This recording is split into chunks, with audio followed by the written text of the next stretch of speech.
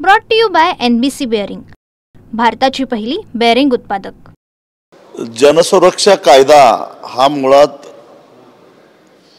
संविधानानं या देशातल्या प्रत्येक नागरिकाला सरकारने घेतलेल्या निर्णयाच्या विरोधामध्ये किंवा त्याच्या समस्या मांडण्यासाठी एक चळवळीचं जे शस्त्र आहे ते शस्त्र बोचट करणारं आणि त्याच्या जे मूलभूत अधिकार आहेत त्या मूलभूत अधिकारावर अतिक्रमण करणारा असा हा कायदा आहे। आणि त्यामुळं या कायद्याला सगळ्याच घटकातून विरोध होतो आहे। मुंबईतल्या मोर्चामध्ये किंवा कोल्हापूरच्या मोर्चामध्ये कोण आलं कोण नाही आलं हा मुद्दा महत्त्वाचा नाही आहे, परंतु सगळ्याच घटकाचा या कायद्याला विरोध आहे।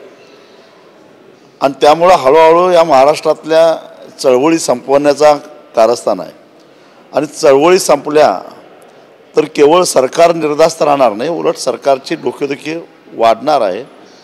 कारण चळवळी ह्या समाज मनाच्या असंतोषाला वाट करून देणाऱ्या यंत्रणा आहेत। म्हणजे प्रेशर कुकरची शिट्टी वाजल्यानंतर जसं प्रेशर कमी होतं तसं अधूनमधून चळवळीच्या माध्यमातून समाजातला जो असंतोष आहे तो असंतोष बाहेर पडला तर शांतता आणि सुव्यवस्था राखायला मदत होते। आणि ते जर नाही झालं तर मी धोका पुढचा असा सांगतो की याच्यानंतर थेट दंगली होतील आणि त्याच्यामध्ये फार मोठं नुकसान समाजाचं होईल। कारण त्याशिवाय समाज मनाला असंतोष व्यक्त करायला जागाच राहत नाही।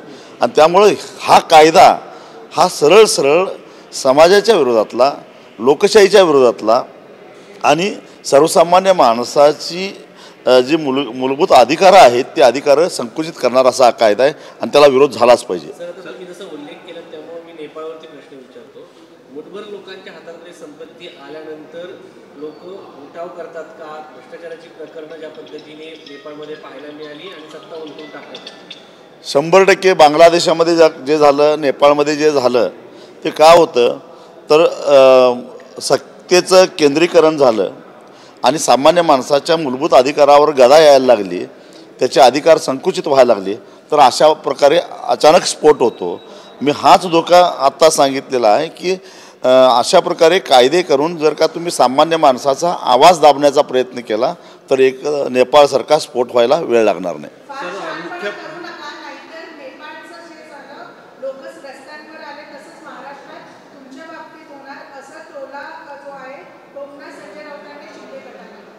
नाही, मी जे आता बोललो तेच ते त्यांच्या भाषेत बोललेले आहे, त्यांची भाषा जरा वेगळी आहे, परंतु हेच आहे, इशारा हाच आहे। आणि म्हणून असे कायदे करून तुम्ही जनमानसाचा आवाज दाबू शकताय, परंतु कायमस्वरूपी दाबू शकणार नाही। स्फोट झाला तर सगळ्यांना भागात पडेल। सर, मुख्यमंत्र्यांनी नाराजी व्यक्त केल्यानंतर खास करून जे क्रूड प्रकरणामध्ये मुरुडचं प्रकरण होतं त्यामध्ये मुख्यमंत्र्यांनी नाराजी व्यक्त केली। त्यानंतर अजित पवारांच्या संदर्भातल्या वृत्त पुढं आलं, त्यानंतर कालच्या बातमी आल्या आज अजित पवार आजारी पडले। अलीकडं अजितदादा रॉबिन हुडसारखं वागायला लागलेले आहेत। पुरेशी माहिती न घेता त्यांच्या कार्यकर्त्यांच्या माहितीवर विसंबून अशा प्रकारे काहीतरी करायला जातात आणि गोत्यात येतात। त्याचंच हे उदाहरण आहे। मुळामध्ये बेकायदेशीररित्या मुरुम तस्करी करणाऱ्यांना पाठीशी घालायचं अजितदादांना काही कारण नव्हतं। ती त्यांच्या स्टाईलनं त्यांच्या कार्यकर्त्यांना गप्प बसवू शकले असते, परंतु मुळामध्ये जे मुरुम तस्करी करत होते, ज्यांनी रॉयल्टी बुडवलेली होती, त्यांना पाठीशी घालण्यासाठी अधिकाऱ्यांना अशा प्रकारे तंबी देणं बरोबर नाही। याचा अर्थ सगळेच अधिकारी नीट काम करतात असंही नाही। जे नीट काम करत नाहीत किंवा भ्रष्टाचार करतात त्यांना दाबलंच पाहिजे, परंतु वस्तुस्थिती समजून घेऊन मग बोललं पाहिजे। ते अधिकार पदावर आहेत। काय म्हटलं? परत पवार हे अजित पवारांना पाठिंबा देताना पाहायला मिळतात। ते म्हणतात की सगळी अजितदादांच्या विरोधात मीडिया ट्रायल आहे, काका कोल्हेंचं प्रेम आलं। रोहित पवारांना काय वाटतंय मला माहीत नाही, परंतु माझं मत ठाम आहे की अजितदादा इथं चुकलेले आहेत। ते नको तिथं रॉबिनहूड बनायला गेले आणि ते गोत्यात आलेले आहेत। हा शक्यता आहे। महाराष्ट्र कर्नाटक सीमा प्रश्नावरती इतक्या दिवसापासून सर्वोच्च न्यायालयामध्ये काही दशकांपासून केस सुरू आहे। आज त्याच्यावरती धैर्यशील माने आणि तुमच्या परिसरातील जे खासदार आहेत त्यांच्या अध्यक्षतेखाली बैठक होत आहे. काय वाटतं, बैठकावर बैठका होत आहेत, मात्र प्रश्न पुढे जात नाही? मुळामध्ये महाराष्ट्राचे जे वकील आहेत ते नीट पद्धतीनं सुप्रीम कोर्टातली केस हाताळत नाहीत असं माझं स्पष्ट मत आहे. इतकी वर्षे सीमा प्रश्न भिजत पडलेला आहे आणि जेव्हा निवडणुका जवळ येतात तेव्हा मात्र तो सीमा प्रश्न जिवंत होतो. आणि एकूणच महाराष्ट्रातल्या राज्यकर्त्यांचा त्या प्रश्नाकडे बघण्याचा दृष्टिकोन हा राजकीय असल्यामुळं हा प्रश्न भिजत पडलेला आहे. माधुरी हत्तीपिंडी प्रकरणी आपण SITच्या समोर काल साक्ष दिलेली आहे. साधारणतः काय मुद्दे झालेले आहेत त्या साक्षीमध्ये आणि तुम्ही तुमचं मत काय मांडले? सुप्रीम कोर्टामध्ये 2 केसेस चालू आहेत. एक केस चालू आहे ती संपूर्ण देशातल्या सर्व कॅप्टिव्ह जे हत्या आहेत, पाळीव हत्या आहेत, ते वनतारालाच का पाठवले जातात अशा अर्थाची एक केस आहे. आणि त्या संदर्भामध्ये चौकशी करायला सुप्रीम कोर्टानं SIT नेमलेली आहे. आणि त्या SITनं मी माधुरी हत्येबद्दल जे आंदोलन केलेलं होतं त्यावरून माझंही काय म्हणणं आहे काय, माझ्याकडे काय पुरावे आहेत काय, या संदर्भामध्ये माहिती घेण्यासाठी म्हणून मला पाचारण केलेलं होतं. आणि मी साक्ष काल SIT समोर दिलेली आहे. मला जे वाटलं ते मी SIT समोर सांगितलेलं आहे. दुसरी गोष्ट, माधुरी हत्येच्या बाबतीत अपडेट अशी आहे की महाराष्ट्र सरकारनं सुप्रीम कोर्टामध्ये विनंती केलेली आहे सुप्रीम कोर्टाला की आधीचा जो निकाल आहे तो बदलून माधुरी हत्येवर चांगल्या पद्धतीनं वनताराच्या देखरेखीखाली नांदणीमध्येच मठामध्येच उपचार व्हावेत आणि महाराष्ट्रातल्या इतर हत्तींच्यावर सुद्धा आवश्यकता पडली तर उपचार व्हावेत. यासाठी 6-7 एकर जमीन मठाच्या मालकीची उपलब्ध करायला नांदणी मठ तयार आहे. आणि त्यामुळं पूर्वीची वनतारामध्ये माधुरीला पाठवण्याचं जे का ऑर्डर आहे ती बदलून माधुरीला नांदणी मठामध्ये पाठवण्याची ऑर्डर द्यावी अशा प्रकारे महाराष्ट्र सरकारचे वकील धर्माधिकारी यांनी सुप्रीम कोर्टासमोर मेन्शन केलं. त्याच्यावर 8 तारखेला सुनावणी झाली आणि आता पुढची सुनावणी शुक्रवारी आहे, त्याच्यामध्ये कदाचित निकाल होईल. शक्तीपीठ महामार्गासंदर्भात तुम्ही नितीन गडकरी यांची भेट घेतली. तुम्ही म्हटलेलं आहे की रत्नागिरी नागपूर जो सध्या 6 पदरी रस्ता आहे तो 8 पदरी करण्यात यावा आणि या संदर्भात केंद्र सरकारने आर्थिक भार मदत करावी असं तुम्ही त्यांची भेट करून सांगितलं. शक्तीपीठ महामार्गातून जवळपास 50,000 कोटीचा भ्रष्टाचार होणार आहे. 50,000 कोटीचा घपला पाडला जाणार आहे हे वारंवार मी सांगतोय आणि माझ्या या मताचं कुणीही खंडन आजपर्यंत केलेलं नाही, कारण ती वस्तुस्थिती आहे, सत्य परिस्थिती आहे. महाराष्ट्राचे मुख्यमंत्री देवेंद्र फडणवीस सांगतात तो माझा ड्रीम प्रोजेक्ट आहे. तुम्ही तुमचा ड्रीम प्रोजेक्ट रेटण्यासाठी, कुठला उद्योगपतींचा फायदा करण्यासाठी महाराष्ट्रातली 27,000 एकर पिकाऊ जमीन ज्याच्यातली 80% बागायत आहे बर्बाद करू नका असं आमचं म्हणणं आहे. तुमच्याकडे सत्ता आहे, तुमच्याकडे ताकद आहे, पैसा आहे म्हणून शेतकऱ्यांच्यावर जबरदस्ती करू नका. कारण 2 दिवसापूर्वी सरकारने एक आदेश काढलेला आहे. आता सर्वे करायला येणाऱ्या अधिकाऱ्यांच्या विरोधामध्ये ज्या शेतात सर्वे करायचा आहे त्या शेताच्या मालकाशिवाय कुणीही तिथं जायचं नाही, अन्यथा त्याच्यावर कडक कारवाई केली जाईल, त्यांच्यावर गुन्हे दाखल करण्यात येईल असा आदेश काढलेला आहे. याचा अर्थ मोजणी करणार ज्याची जमीन आहे तो एकटा असणार आणि ती मोजणी व्हावी म्हणून 50-100 पोलिसांची झुंड आणि हे सगळे सरकारी अधिकारी ते मात्र 100-150 असणार. तुमच्यात हिंमत आहे तर मग एकटे मोजायला या अशी आमची भूमिका आहे. आणि म्हणून अशी जबरदस्ती करून दडपशाही करून शेतकऱ्याच्या जमिनी हिरावून घेण्यापेक्षा तुमचा ड्रीम प्रोजेक्ट तुम्हाला लखलाभ होऊन दे. आणि मग देवेंद्र फडणवीस हे महाराष्ट्राचे लाडके मुख्यमंत्री आहेत. या महाराष्ट्राच्या लाडक्या मुख्यमंत्र्यांचा ड्रीम प्रोजेक्ट पूर्ण करण्यासाठी केंद्र सरकारनं पुढाकार घ्यावा. आणि म्हणून गडकरींना मी विनंती केली की तुमचा नागपूर रत्नागिरी हा जो महामार्ग आहे 4 पदरी आहे, त्याच्यावर तुरळक वाहतूक आहे, जेवढा अपेक्षित आहे तेवढा टोल वसूल होत नाही. तेव्हा राज्य सरकार आधीच कर्जात सापडलेलं आहे. ठेकेदार आत्महत्या करतायत. 90,000 कोटी रुपयाची थकीत बिलं मिळत नाहीत म्हणून 2 ठेकेदारांनी महाराष्ट्रातल्या आत्तापर्यंत आत्महत्या केलेल्या आहेत.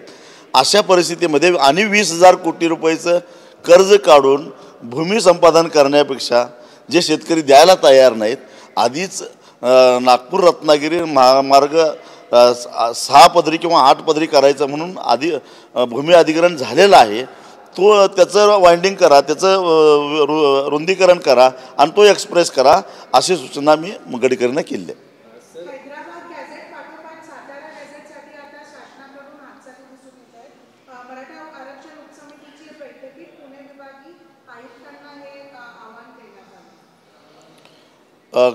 हैदराबाद सातारा गॅजेट संदर्भामध्ये महिन्याभरामध्ये विचार करू असं जरांगे पाटलांना मुख्यमंत्र्यांनी आणि मंत्री उपसमितीनं आश्वासन दिलेलं आहे आणि त्या आश्वासनानुसार त्यांनी आता ते सातारा गॅजेट काय आहे ते बाहेर काढून त्याची अंमलबजावणी करावी.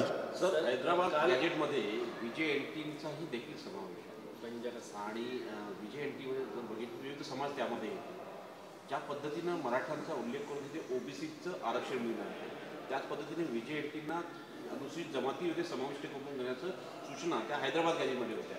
तर तशा प्रकारचे महाराष्ट्रातले VJNT समाज आता मागणी करताना पाहायला मिळतोय की त्यांना त्याच्यामध्ये समाविष्ट करण्यात आले. हे सारे गुंतागुंतीचे प्रश्न उपस्थित होणार आहेतच आणि त्या प्रश्नाची उकल करायचं असेल तर महाराष्ट्र सरकारनं पुढाकार घेऊन तामिळनाडूप्रमाणे जे 52% आरक्षणाची कॅप आहे ती काढली पाहिजे. तामिळनाडू जसं 70-72% वर आरक्षण गेलं तसं झालं तर सगळे घटक त्याच्यातून समाधानी होतील. हे करण्याशिवाय आता महाराष्ट्रासमोर पर्याय नाही. काल उपराष्ट्रपती पदाची निवडणूक पार पडली. या निवडणुकीमध्ये महाराष्ट्रातील खास करून काही पक्षांच्या खासदारांनी NDAला मतदान केल्याचं समजतंय, काय सांगता?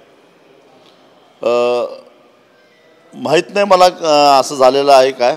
मी काय NDAचा प्रवक्ता नाही किंवा मेंढ्याचा घटक नाही किंवा इंडियाचा पण नाही आहे, परंतु कदाचित मला असं वाटतं की राज्यसभेतले ज्यांची मुदत संपत आलेली आहे आणि पुन्हा त्यांना ज्यांच्याकडं निवडून येण्यासाठी संख्याबळ नाही अशा लोकांनी मतदान केलं असण्याची शक्यता नाकारता येत नाही. तुम्हाला नक्की कोणाकडे म्हणायचंय? महाराष्ट्रातील जर पाहिलं तर शरद पवारांकडे आता संख्याबळ आहे, संजय राऊतांकडे. ते तर प्रमुख नेते आहेत इंडियाचे, त्यांच्याकडून असं झालेलं नाही, पण बाकी छोट्या मोठ्या पक्ष अनेक आहेत इंडियामध्ये किंवा त्यांना उमेदवारी मिळणार नाही अशी खात्री आहे, अशांचं मत फुटणं असण्याची शक्यता नाकारता येत नाही. सर, लिंगायत समाज जो आहे तो आता त्यांना वेगळ्या धर्माची मागणी करताना काही समाज पाहायला मिळतो, तर काहींचं म्हणणं आहे की ते हिंदू आहे. तुमच्या भागात देखील त्या पट्ट्यामध्ये मोठ्या प्रमाणात लिंगायत समाज पाहायला मिळतो, तुमचं याच्यावरती काय मत आहे? संविधानाप्रमाणे धर्माची व्याख्या जी केलेली आहे त्याच्यामध्ये ज्या धर्माकडं एक धार्मिक ग्रंथ, एक देवता, आणखीन संस्थापक, आणखीन असे काही निकष आहेत, ते निकष लिंगायत समाजाचे पूर्ण होतात. कारण महात्मा बसवेश्वरांनी लिंगायत समाज स्थापन केलेला आहे, त्यांच्याकडे धर्मग्रंथ आहे, आणखीन ध्वज, या 3 बाबी आहेत त्या पूर्ण करतात आणि त्याच आधारानं शीख, जैन या धर्मांना स्वतंत्र धर्माचा दर्जा मिळालेला आहे आणि त्याच धर्तीवर लिंगायत समाजाला सुद्धा स्वतंत्र दर्जा मिळावा धर्माचा, यासाठी गेल्या अनेक वर्षापासून मागणी चालू आहे. दिल्लीमध्ये सुद्धा त्यांची आंदोलनं झालेली होती, त्या आंदोलनात मीही अनेक वेळा सहभागी झालेलो होतो आणि त्यांची मागणी ती रास्त आहे असं माझं मत आहे. सरकारी नोकऱ्यांमध्ये कुठे ना कुठे एक मोठा धक्कादायक गोष्ट बाहेर आली. नागपूरचा एक ठग आहे, त्याने मंत्रालयात वेगळे वेगळे बोगस इंटरव्ह्यू घेतले, हे समोर आलं आहे. नोकर भरतीत लाखोंची फसवणूक जी आहे ती बाहेर आली आहे. मंत्रालयाची सुरक्षा व्यवस्था भेदली आहे हे दिसून येते ना. अशा पद्धतीनं जर का सरकारी नोकर आहे असं भासवून किंवा सरकारी खात्यातल्या खोटी ओळखपत्र तयार करून जर हे करत असतील तर शासन काय करायला लागले आणि ही जबाबदारी मुख्यमंत्र्यांच्यावर आणि विशेषतः सामान्य प्रशासन विभागावर येते. त्याने आणि ही जबाबदारी त्यांना नाकारता येणार नाही. माळेगाव बॉम्बस्फोटला घेऊन सर जे आरोपी सुटले गेले आहेत त्यात कर्नल पुरोहित आहेत, साधी प्रज्ञा सिंग ठाकूर आहे, या सगळ्यांवरती जे आहे आता जे विक्टिम्सच्या फॅमिली आहे ते न्यायालयात जाण्या इच्छा करतायत की हे सगळं जे आत्तापर्यंत इन्व्हेस्टिगेशन झालं आहे तो प्रॉपर नाही झाला आहे, ट्रान्सपरंट नाही झाला आहे, आणि असंच त्यांना मुक्त करण्यात हे चुकीचं आहे असं सांगतात. मालेगाव बॉम्बस्फोट काय किंवा मुंबई बॉम्बस्फोट काय, दोन्ही बॉम्बस्फोटातले आरोपी निर्दोष सुटलेले आहेत. एक सामान्य माणूस म्हणून माझा प्रश्न एवढाच आहे, मग हे बॉम्बस्फोट केले कुणी, या प्रश्नाचं उत्तर आम्हाला मिळालं पाहिजे. Brought to you by NBC bearing, भारताची पहिली बेअरिंग उत्पादक.